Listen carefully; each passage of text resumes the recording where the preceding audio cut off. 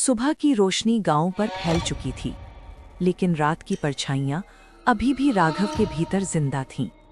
जो देखा गया था वो अब सपना नहीं लगता था। वो एहसास नींद टूटने के बाद भी वैसा ही बना हुआ था। परम उसे समझाने की कोशिश करता है, शायद थकान, शायद मन का कोई भ्रम। लेकिन राघव जानता है वो एहसास असली था। आज देवराज की अस्थियां प्रवाहित की जानी थी। नदी शांत थी। राघव के लिए यह सिर्फ एक अस्थि विसर्जन नहीं था, ये एक अधूरी बातचीत थी, जिसके सवाल अब हमेशा के लिए अधूरे रहने वाले थे। वापसी के रास्ते श्यामल राव की चेतावनी फिर हवा में तैरने लगती है।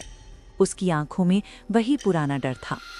गांव और जंगल के बीच एक ऐसी अदृश्य रेखा थी जिसे कोई पार नहीं करना चाहता था, और जो फिर भी किसी को बुला रही थी।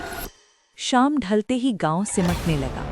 दरवाजे बंद, दिए बुझते, कदमों की आवाजें धीमी पड़ती गईं, मानो सब कुछ रात से पहले खुद को छुपा लेना चाहता हो। लेकिन रात अपने इरादे बदल चुकी थी।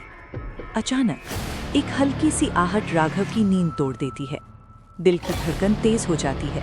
वो चुपचाप उठता है। घर के बाहर कदम रखते ही उसकी नजर सीधे जंगल की ओर जाती है। इस बार राघव रुका नहीं। कदम धीमे थे, पर उसका मन नहीं। हर आहट, हर सन्नाटा उसे और भीतर खींच रहा था। अंधेरा गहरा है। जंगल जहां हर पेड़ एक परछाई था और हर परछाई एक रहस्य। वहीं उसी अंधेरे के भीतर कुछ हिलता हुआ दिखाई देता है। कोई आगे खड़ा था, एक साया, धीरे धीरे जंगल के अंदर बढ़ता हुआ, न तेज न रुकता हुआ। राघव का दिल और तेज धड़कने लगता है। ये वही है, वो साया जिसे वो पहले देख चुका है। बिना कोई आवाज किए राघव भी जंगल में कदम रख देता है। पेड़ों के पीछे छिपते हुए वो उसका पीछा करने लगता है। चांदनी पेड़ों के बीच टूट टूट कर गिर रही थी। अब साया साफ दिख रहा था। एक स्त्री आकृति, शांत, रहस्यमयी और असामान्य रूप से आकर्षक। दोनों की चाल एक सी थी। फासला बना हुआ था। राघव रुकता तो वो भी रुकती। जंगल की सांसें जैसे थम सी गई हों। अचानक वो साया ठहर जाता है। राघव भी वहीं रुक जाता है। अब जंगल में सिर्फ सांसों की आवाज है और बढ़ता हुआ तनाव। धीरे धीरे वो स्त्री आकृति पीछे मुड़ने लगती है।